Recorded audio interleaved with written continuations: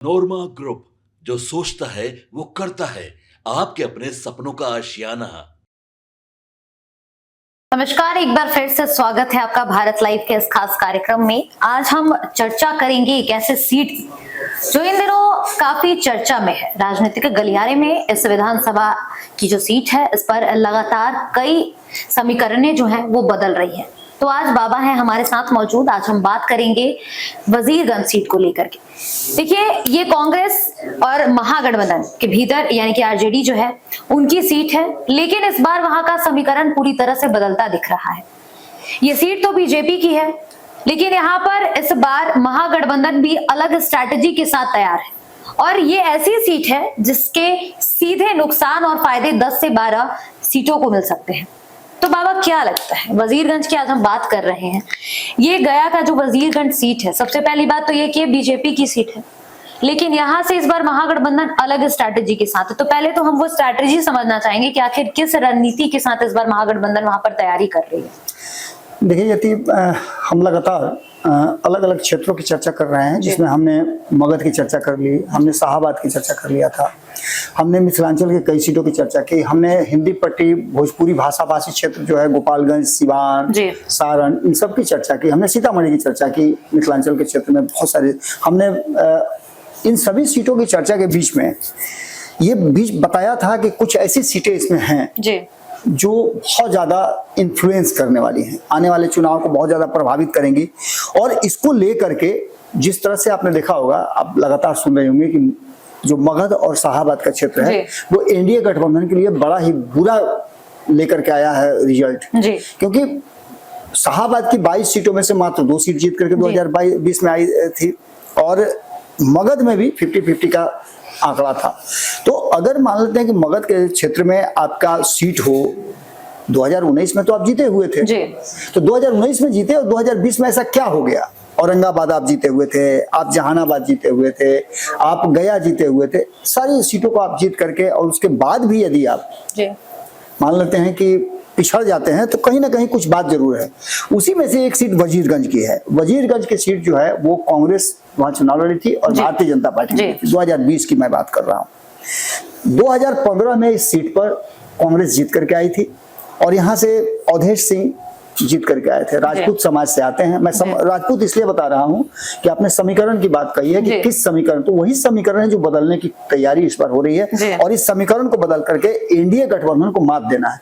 2015 में कांग्रेस, आपको याद होगा कि महागठबंधन के तहत चुनाव लड़ी थी, जिसमें नीतीश कुमार और लालू प्रसाद दोनों साथ में थे। 101 और 41 के फॉर्मूले पर अवधेश सिंह वजीरगंज से जीत करके आए थे और अच्छा खासा उनको वोट मिला था। 80,000 से ज्यादा वोट लेकर के आए थे, उनके विरोधी को मात्र 67,000 वोट आया था, जो वीरेंद्र सिंह थे बीजेपी के, जो इस बार जीत करके 2020 में आए थे।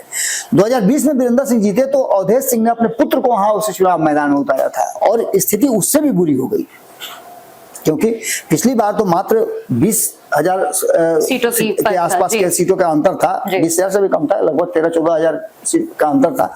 लेकिन इस बार जो आंकड़ा बना उसमें लगभग 22-23,000 वोटों से अंतर आया।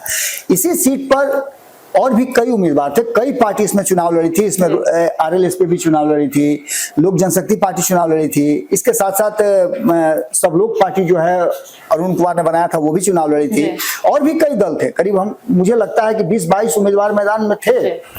2010 में परिस्थितियां बिल्कुल उल्टी थी। आपको पता है कि 2010 वो स्वर्णिम काल कहा जाता है एनडीए गठबंधन का, जिसमें नीतीश कुमार ने 2005 से 10 तक काम किया था।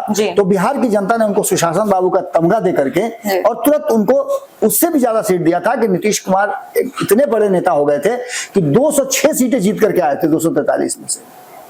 115 सीट खुद जीत करके आए थे, 91 सीट जीत करके आई थी ये भारतीय जनता पार्टी। और आप समझ लीजिए कि विपक्ष का पूरी तरह सफाया हो गया था। मात्र 22 सीट पर आकर के लालू प्रसाद, जो 15 साल से शासन कर रहे थे, वो टिक गए थे।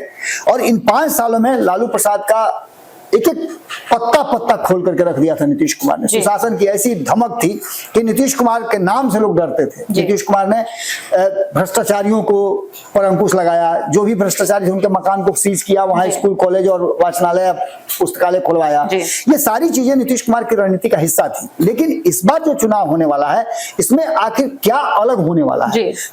यदि आपको याद होगा, मैं लगातार आपके साथ खबरें कर रहा हूँ, जी मैं बता भी रहा हूं कि इस बार का चुनाव बिल्कुल अलग होने वाला है। अलग तेवर का होगा, अलग कलीवर का होगा, अलग आपको जायका देगा। आप जब चुनाव में जाइएगा तो आप पता नहीं कर पाइएगा ना कि कौन आगे चल रहा है, कौन पीछे चल रहा है। इसलिए कि कांटे की टक्कर है, और इस कांटे की टक्कर में जो समीकरण को साथ लेगा, जो चीजों को बदल देगा, वो इस चुनाव में बेहतर प्रदर्शन करेगा, क्योंकि मार्जिन बहुत नैरो होने वाली है। ऐसी स्थिति में सबसे पहले ये जानना जरूरी है कि हम क्यों इस बात को कह रहे हैं कि वजीरगंज विधानसभा में नए समीकरण के साथ कैंडिडेट उतार करके, और सिर्फ यही नहीं, 11-12 जैसा कि आपने शुरुआत में ही बताया, 11-12 ऐसे सीट है जिस पर प्रभाव बनाया जाएगा। तो यहाँ की लड़ाई जो है दो तरह से लड़ी जाती है। एक तो आप समझिए कि ये पक्ष में जा रहा है एनडीए गठबंधन के, क्योंकि वजीरगंज सीट जो है वो भाजपा के खाते में है, और यहाँ लोकसभा की सीट भी एनडीए गठबंधन के खाते में है। यहाँ से जीतन राम मांझी जीत करके आए हैं 2024 में। तो ऐसी स्थिति में कैसे ये समीकरण बदल सकता है, तो समझिए इस बात को। इस समीकरण में जो सबसे बड़े वोटर हैं वो दलित वर्ग है। दलित वर्गों की संख्या यहाँ 1 लाख के आसपास है। इसके अलावे यादव और मुस्लिम, इन दोनों की संख्या, यादवों की संख्या लगभग 45-46 हजार है, तो मुसलमानों की संख्या 25 से 26 हजार है। तो आपके दिमाग में अब ये बात आ रहा होगा, कहीं ऐसा तो नहीं कि राजद यहाँ से लड़ जाएगी? जी बिल्कुल। लेकिन कैसे? राजद क्यों लड़ेगी? राजद लड़ने का कारण क्या होगा? राजद क्यों अपना उम्मीदवार खड़ा करेगी, जबकि इस सीट पर लगातार जो है कांग्रेस लड़ती आ रही है, चाहे वो हारे या जीते, कांग्रेस की सीट रही है। एक सबसे बड़ी बात यह होगी कि शशि शेखर जो पिछली बार चुनाव लड़े थे, उन्होंने अपना प्रभाव जरा भी नहीं बनाया। उनको एक फिसड्डी नेता के रूप में साबित किया गया, और वो राजपूत समाज से आते हैं। राजपूत वर्सेस राजपूत की लड़ाई थी, और उसमें एक राजपूत जीत करके आए, इसमें कोई दो राय नहीं है। लेकिन समीकरण तो यहाँ दूसरा कह रहा है। एक तो दलितों का यहाँ बड़ा संख्या, और उसके बाद एमओआई समीकरण का वोट यहाँ 75 से 80 हजार का होना, ये दोनों इस बात की तरफ इशारा कर रहा है कि यहाँ की परिस्थिति कुछ अलग है, बदल रही है। दूसरी तरफ पासवान यहाँ 20 हजार है, कुशवाहा समाज 18-20 हजार के आसपास है, रविदास यहाँ 12 हजार है, राजवंशी यहाँ 20 हजार के आसपास है। सबसे बड़ा जो अंतर हो रहा है वो भूमिहार और राजपूत के बीच में हो रहा है। आपको मैंने क्या बताया था कि राजपूत वर्सेस राजपूत हो रहा है। राजपूतों की संख्या यहाँ 30 से 32 हजार के आसपास है, और भूमिहारों की संख्या यहाँ उससे कहीं ज्यादा, लगभग 8 से 10 हजार के आसपास है। 38 से 40 हजार के आसपास भूमिहार हैं। तो फिर भूमिहार उम्मीदवार को यदि उतारा जाएगा तो निश्चित रूप से यहाँ समीकरण बदल सकता है, और ये रिस्क लेने के लिए तैयार है। दूसरी तरफ बार बार मैं बता रहा हूं कि ताती तत्वा भी एक बड़ा फैक्टर होने जा रहा है, क्योंकि अब ऐसा लग रहा है कि एनडीए गठबंधन आईपी गुप्ता को अपने तरफ लेने में सक्षम नहीं हो पा रही। बिल्कुल। क्योंकि आईपी गुप्ता का एक ही डिमांड था कि यदि वो एनडीए गठबंधन में जाते हैं तो सबसे पहले उनके समाज को आरक्षण देने की घोषणा करनी होगी, आरक्षण देना होगा, और तब वो एनडीए गठबंधन की तरफ स्विच करेंगे। लेकिन अगर वो महागठबंधन में रह गए तो इनका जो करीब 20 हजार के आसपास वोट है, वो वोट तो महागठबंधन को जाएगा।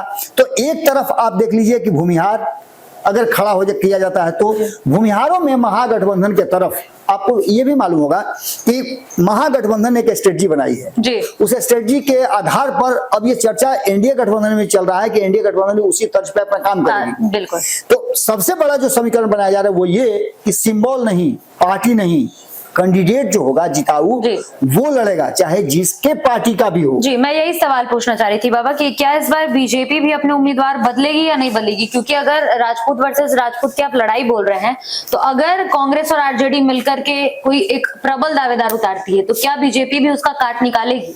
देखिए, आपने सवाल तो बहुत अच्छा पूछा है, लेकिन आप हमको जरा एक चीज बताइए कि कभी विनिंग कॉम्बिनेशन को कोई छेड़ता है क्या? नहीं, कोई टैकल आपने किसी भी मैच में देखा होगा, कोई विनिंग कॉम्बिनेशन को नहीं छेड़ता है। उसी तरह से भारतीय जनता पार्टी के जीते हुए कैंडिडेट है, और ये पहली बार थोड़ी जीते हैं, 2010 में भी जीते थे, 2015 में हार गए थे। परिस्थितियां बिल्कुल उलट थी, क्योंकि नीतीश कुमार और लालू प्रसाद दोनों दिग्गज जो हैं वो एक साथ आ गए थे, और अंतर आप वोटों का देखिए ना, 80 हजार वोट लेकर के आए थे, जबकि 2010 में मात्र 38 हजार वोट आया था। तो 38 हजार और 80 हजार के बीच में 50 हजार का अंतर होता है ना, करीब 40 हजार के आसपास का अंतर होता है। तो इन सारी परिस्थितियों को यदि आप देखें तो एक कैंडिडेट जो बहुत ज्यादा प्रभाव में है, मुझे याद आ रहा है 2024 का लोकसभा चुनाव। 2024 के लोकसभा चुनाव में जब हम विश्लेषण कर रहे थे अलग अलग लोकसभाओं की, तो उसमें हमने जहानाबाद से और नवादा से एक नाम डाला था जी, वो थे चित्तरंजन कुमार, चिंटू भैया, क्या बात करें, बिल्कुल, जो मगधी सेना भी चलाते हैं और समाज में एक सामान्य परिवार से आते हैं, लेकिन उन्होंने अपने आप को प्रूफ किया है। जी। एक अच्छे बिजनेसमैन के रूप में वो सामने भी आए हैं और समाज सेवा के रूप में उन्होंने एक ऐसी टीम बनाई है कि वो पटना रहे, दिल्ली रहे, मद्रास रहे, बॉम्बे रहे, कहीं रहे, जी, उनकी टीम हर जरूरतमंदों को सीधे सीधे मदद पहुंचाती है। और खास करके दलित समाज का तो मैंने समझिए कि दलित समाज उनको अपना एक तरह समझिए कि गॉड फादर मानता है। किसी भी दलित परिवार में किसी भी तरह की जरूरत हो, आप तस्वीरों में देख रही होंगी, जो लगातार तस्वीरें चल रही हैं, उस तस्वीरों में साफ साफ नजर आ रहा है कि वो किस तरह से लोगों के बीच जाते हैं। गरीब के घर में गए, लोटा से पानी पी लिया, खटिया पर जाकर के बैठ जाते हैं, लोगों से लगातार उनके लोग घूम घूम करके पूछते हैं परेशानी, आपको किस तरह कोई दिक्कत नहीं है। दूसरी चीज की किसी भी तरह का दबंगई नहीं हो सकता है। आपने सुना भी होगा कि कुछ दबंगई होती है, लोगों को दबाया जाता है, कमजोर को सताया जाता है, ये इनके लोगों के रहते हुए नहीं संभव है। तो वजीरगंज में वो चुनाव लड़े भी थे, 2015 में भी चुनाव लड़ा था उन्होंने, और 2015 में जब निर्दलीय के रूप में एक तरह समझिए चुनाव लड़ा, सब लोग पार्टी का क्या लेना देना था, लेकिन निर्दलीय के रूप में चुनाव लड़ करके उन्होंने 12,000 वोट जब लाया, जबकि चुनाव प्रचार भी कोई ढंग से नहीं कर पाए थे, तो ऐसी स्थिति में दो शेरों के बीच में लड़ाई, और ऐसे में ये सारे दल आरएलएसपी, एलजेपी, सबसे ऊपर जो उनका आना इस बात की तरफ इशारा करता है कि उनमें वो मादा है। अगर उनको सिंबल मिलता है किसी गठबंधन किसी दल का, तो निश्चित रूप से उनका प्रभाव बढ़ेगा। जातीय समीकरण के आधार पर भूमिहार समाज से आते हैं और भूमिहार समाज का वोट हमने बताया तो 40,000 के आसपास है। बिल्कुल। इसके बाद दलित समाज के मैंने कहा कि वो गॉडफादर की तरह काम करते हैं, तो दलित समाज भी उनके साथ आ सकता है, सारी वर्जनाओं को भूल करके। दूसरा एक सॉफ्ट कॉर्नर उनका रहा है चिराग पासवान के साथ। मैंने 2024 की मैं चर्चा कर रहा था कि मैंने 2 जगहों का सर्वे कराया था कि कौन कौन कैंडिडेट हैं। जहां जहां भी मैंने नवादा में भी इनका नाम डाला था, अगर नवादा सीट लोक जनशक्ति पार्टी को जाती तो निश्चित रूप से चित्तरंजन कुमार उसमें कैंडिडेट होते, लेकिन वो सीट चली गई भारतीय जनता पार्टी को। जहानाबाद की सीट पर भी वही स्थिति थी। जहानाबाद की सीट पर ऐसा लग रहा था कि वो लोक जनशक्ति पार्टी को जाएगी। मैंने इस पर कई विश्लेषण भी किए थे, क्योंकि जो ग्राफ मुझे नजर आ रहा था कि जदयू का वो कमजोर नजर आ रहा था, चंद्रेश्वर प्रसाद चंद्रवंशी कमजोर नजर आ रहे थे और वो अंततः हार भी गए। तो ऐसी स्थिति में वहां एक समीकरण जो भूमिहारों का बनाना था, वो समीकरण बना करके जो भूमिहार नाराज भूमिहार हैं उनको साधने के लिए चित्तरंजन कुमार से बेहतर कैंडिडेट नहीं हो सकता। मैं इसलिए ये बात कह रहा हूं कि चित्तरंजन कुमार का, मैं फिर से एक बार बता दूं कि 2024 में जब उन्होंने सर्वे करवाया था तो चित्तरंजन कुमार का ग्राफ सबसे ऊपर था। वो सभी को मत दे रहे थे, जितने भी कैंडिडेट हैं जो जीते हुए हैं या नहीं जीते हुए हैं, जो कैंडिडेट उस समय थे 2024 में लोकसभा के, उन सब में वो ऊपर चल रहे थे। उनका ग्राफ जो है वो 90% के आसपास चल रहा था। तो इसको लेकर के कहीं ना कहीं इस पर पूरी प्रक्रिया को देखा गया है और जो कई राउंड के सर्वे कराए गए हैं वो सर्वे भी इस बात की तरफ इशारा कर रहे हैं। मैंने कई सर्वे देखे हैं जिसमें अलग अलग, अगर आप देखिए क्षेत्रों में, तो दबी जुबान में ये बात कहना शुरू हो गया है। महागठबंधन, चाहे राजद की बात कर लीजिए आप, कांग्रेस की बात कर लीजिए, आईपी गुप्ता से भी मेरी बातचीत हुई या और भी किसी से बात कर लीजिए आप, तो सभी का मानना यह है कि सबसे मजबूत कैंडिडेट में से अगर वजीरगंज के लिए किसी कैंडिडेट को देखा जाए तो वो चित्तरंजन कुमार उभर करके सामने आ रहे हैं। चित्तरंजन कुमार ने ताल भी ठोक दिया है, दावा भी किया है और उन्होंने ये बात कहा भी है कि जैसे ही मुझे ये चित्तरंजन कुमार, आप समझिए अभी भी वो किसी भी पार्टी के साथ जुड़े नहीं है। हालांकि लोक जनशक्ति पार्टी में वो हुआ करते थे, लेकिन 2024 के बाद उनको पार्टी के गतिविधियों में, कार्यक्रमों में नहीं देखा गया है। तो इससे लग रहा होगा कि उनकी नाराजगी जरूर रही होगी या वो उन्होंने अपने आप को अलग कर लिया होगा। अब एकमात्र वो मगधी सेना के साथ वो आगे बढ़ रहे हैं और इंतजार कर रहे हैं, वेट कर रहे हैं कि क्या वो समीकरण में फिट बैठते हैं कि नहीं। तो जो समीकरण है उस समीकरण में सबसे ज्यादा वो फिट अगर कहीं बैठते हैं तो वो बैठ रहे हैं महागठबंधन की तरफ। और महागठबंधन में वो चहेते कांग्रेस के भी बनते जा रहे हैं और साथ साथ आरजेडी के भी बनते जा रहे हैं। तो ऐसी स्थिति में ये बातें कहीं ना कहीं इशारा कर रही हैं कि जो समीकरण बना है उस समीकरण में, इस पूरे सिनेरियो में अगर देखा जाए तो वजीरगंज में जहां की लगभग 3,25,000 के आसपास वोटर हैं, जिन वोटरों को अगर डिवाइड कर दिया जाए तो वो 56-57% पिछली बार वोट किए थे। हम मान के इसी को चलते हैं तो 50% यानी 1.5 लाख से ऊपर 1,70,000 के आसपास वोटर वोट करते हैं। तो उसमें 1 लाख आप मान के चलिए कि दलित हैं, इसमें से 50% छांट लीजिए तो 50% इनको वोट कर सकते हैं, जिस तरह से इन्होंने काम किया है। और इसके साथ साथ भूमिहार समाज 80% इनको वोट कर सकता है, ब्राह्मण समाज इनको वोट कर सकता है, कायस्थ इनको वोट कर सकते हैं। इसके साथ साथ जो ताती ततमा है वो उनका वोट 20,000, वो आप समझ लीजिए कि ताती ततवा दुनिया के किसी कोना में रहेंगे तो इस बार वोट करने के लिए वो बिहार आएंगे, क्योंकि आईपी गुप्ता ने इस तरह से उनको लिटरेट किया है और इतना उनके अंदर भावना जगा दिया है कि वो अब अपने अधिकार के लिए कुछ भी करने के लिए तैयार है। तो ऐसी स्थिति में ये भी वोट हो जाएगा। तो ये समीकरण बैठाने के बाद कहीं ना कहीं एक बात तो साफ साफ नजर आ रहा है कि चितरंजन कुमार जो हैं वो सबसे उपयुक्त कैंडिडेट के रूप में आ रहे हैं। हालांकि और भी कई लोग हैं, वीरेंद्र सिंह चुनाव लड़ेंगे ही, इसके अलावा शशि शेखर ये भी चुनाव लड़ेंगे, ये भी अपना ताल ठोकेंगे, अवधेश सिंह भी ताल ठोक सकते हैं। इसके अलावा करीब 1 दर्जन नाम और मेरे दिमाग में है। लेकिन सिंपल सी बात आपको मैं बता दूं कि यहाँ जनसुराज भी चुनाव लड़ेगा, लेकिन जातीय समीकरण और बाकी सब समीकरणों को अगर उठा करके देखा जाए तो इसमें चितरंजन कुमार सबसे ज्यादा उपयुक्त नजर आते हैं। जिस तरह से उन्होंने जमीन पे काम किया है, जो तस्वीरें हमारे सामने आई हैं, उन तस्वीरों को देख करके भी आप कह सकते हैं कि वो लगातार अपने रहे या न रहे उनकी टीम काम करती रहती है। और मगधी सेना का मतलब ये नहीं है कि किसी युद्ध के लिए वो है, वो सेना समाज में कैसे बेहतर काम किया जा सके उसके लिए है, और वो काम वो कर भी रहे हैं।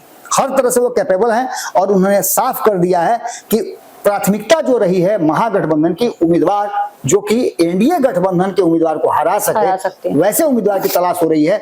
उस तलाशी के दौर में अगर देखें तो उधर नजर आप गड़ाइएगा तो चितरंजन कुमार सबसे उपयुक्त उम्मीदवार के रूप में सामने आ रहे हैं। जी, तो आपने चितरंजन कुमार का जो नाम लिया तो आपने बताया कि वो कभी चिराग पासवान के साथ भी थे, तो चिराग पासवान इस बार एनडीए के साथ है, तो क्या ऐसा नहीं हो सकता कि उनके अंदर वो सॉफ्ट कॉर्नर अभी भी हो और एनडीए उनको टारगेट करे और वो एनडीए के पास आए चिराग पासवान की वजह से? नहीं, बिल्कुल आप सही कह रही हैं, लेकिन चूंकि वहां सिटिंग सीट है, मैंने आपको शुरू में बताया कि कोई भी विनिंग कॉम्बिनेशन को हिलाना नहीं चाहता है, तो वो चूंकि सिटिंग सीट है, वो भी उनको भी पता है कि वजीरगंज की सीट ऑलरेडी जीती हुई सीट है, तो जीती हुई सीट भारतीय जनता पार्टी नहीं छोड़े, इसलिए उन्होंने अपने लिए रास्ता जो चुना है। और रास्ता क्या चुना है, उनको महागठबंधन से ऑफर पर ऑफर आ रहा है। मुझे जो जानकारी है उस जानकारी के आधार पर मैं बता रहा हूं, उनके कई लोगों से जब हमारी टीम जब सर्वे में गई थी, आपको याद होगा कि संपादक नमन मिश्रा जी अपनी टीम के साथ निकले हुए हैं, लगातार उन्होंने कहा भी है कि और 15 दिन का समय दीजिए, 15 दिन में पूरे बिहार को छान करके आना है और बिहार में कहाँ क्या हो रहा है, किस तरह की परिस्थितियां होंगी, हम आपको सिलसिलेवार ढंग से एक एक चीज बताएंगे। और निश्चित रूप से उसमें एक सीट वजीरगंज भी होगा जिसमें हम आगे भी आपको अपडेट करेंगे। लेकिन वर्तमान जो परिस्थिति है उसमें मेरी जो जानकारी है उसमें कांग्रेस भी चाह रही है कि विनिंग कैंडिडेट हो हमारा, जो कैंडिडेट एनडीए गठबंधन के कैंडिडेट को हरा सके वैसा कैंडिडेट चाहिए, तो उसमें भी फिट बैठते हैं। राजद के सर्वे में भी उनका नाम सबसे ऊपर आ रहा है, बाकी के सर्वे में भी सबसे ऊपर नाम आ रहा है और समीकरण के हिसाब से भी वो फिट बैठते हैं। तो ऐसी स्थितियां चितरंजन कुमार एक जो कहा जाता है कि सबसे ऊपर एसेट बन के आएंगे महागठबंधन के लिए हो सकते हैं, जो कि जिन पर दाव लगाया जा सकता है और इसकी तैयारी महागठबंधन कर रही है। सिंपल सी बात है कि 2020 की बात कर लें तो भाजपा को 40% वोट आया था और कांग्रेस को 27% आया था, लेकिन वहीं अगर पलट जाइए आप 2015 में तो 40% वोट पर अपने भाजपा टिकी रही थी, लेकिन 47-48% वोट आ गया था कांग्रेस को। तो निश्चित रूप से अभी और भी बहुत सारी चीजों को देखना है, नीतीश कुमार की क्या स्थिति रहती है ये भी एक बहुत बड़ा सवाल है। तो ऐसी स्थिति में एक जो कैंडिडेट निकल करके सामने आया है, ऐसे कई कैंडिडेटों की हम चर्चा करेंगे कि कहीं ना कहीं चितरंजन कुमार एक प्रबल दावेदारों में से एक है और वो चुनाव लड़ेंगे ही लड़ेंगे, ये भी बात तय है। बिल्कुल, धन्यवाद बाबा। तो देखिए वजीरगंज की बात हो रही थी और वजीरगंज की क्या समीकरणें बैठ रही है इस बार, किस तरह से वहां पर वोट बैंक का जो खेल है वो होने वाला है, ये हम आपको इस खबर में बताने की कोशिश कर रहे हैं। फिलहाल इस कार्यक्रम में इतना ही, धन्यवाद। आपके सपनों को हमने सजाया है, ई होम्स पैनोरमा को हमने बनाया है। ई होम्स मेरा एक सपना था जिसपे मैं पिछले 4 साल से काम कर रहा था। हमने जो बनाया है वो सबने है माना। ई होम्स पैनोरमा में हो आपका भी आशियाना। और फाइनली हमने 2021 में इस प्रोजेक्ट को लॉन्च किया। बहुत लोग अप्रिशिएट कर रहे हैं कि पूर्णिया जैसे शहर में, बिहार के, एक तो बिहार की बात करें उसमें भी पूर्णिया जैसे छोटे जगह में इस तरह का लाइफस्टाइल देना, ये सुन के हम लोगों को बहुत अच्छा लगता है। ई होम्स में हमने कुछ और भी किया है, जैसे हम जिस जगह में रह रहे हैं हमारे फैमिली सिक्योर हो, उनको सिक्योरिटी का ध्यान में रखा है। आपकी सुविधा और सुरक्षा आपके लिए खास है, ये आपका विश्वास है। इसमें आर्टिफिशियल इंटेलिजेंस का 7 लेयर सिक्योरिटी का हमने इस्तेमाल किया है। लस ग्रीन कैंपस को बनाया है, यदि हमारा बाउंड्री वाल है तो वो वर्टिकल गार्डन है। ये जितनी भी फैसिलिटी होता है एक इंटरनेशनल टाउनशिप में ई होम्स है, ये हम लोग विश्वास नहीं कर पा रहे हैं। जो भी हमारे मित्र दोस्त या जो भी हमारे बाहर के बाहर आते हैं तो हम लोगों को बहुत अच्छा सुनने को मिलता है और बहुत अच्छा क्रेडिट मिल रहा है। वो सारा हमने सिर्फ एक बिल्डिंग नहीं बनाया, हमें एक बहुत अच्छा लाइफस्टाइल दिया ई होम्स में, और मेरा एक सपना था जिसको मैं आज फुलफिल होते हुए देख पा रहा हूँ। ये आपका आवास है। ई होम्स पैनोरमा में अब आपका निवास है। E Homes Panorama, luxurious lifestyle redefined. Panorama group, जो सोचता है वो करता है। अगर ये वीडियो पसंद आई और वह बिहार के राजनीति और बिहारियत से सरोकार रखेनी तो सब्सक्राइब बटन दबा के चैनल के सब्सक्राइब कर ली। ओजे एगो घंटी बा, ओकरा बटन दबा देला से कुल सटीक और मारक खबर रुआ मुफ्त में मिल जाई। अगर रुआ पत्रकारिता के हमनी के नया प्रयोग में सहयोग कर चाहतानी तो ज्वाइन बटन दबा दी। पेटीएम नंबर नोट कर ली 9386816700।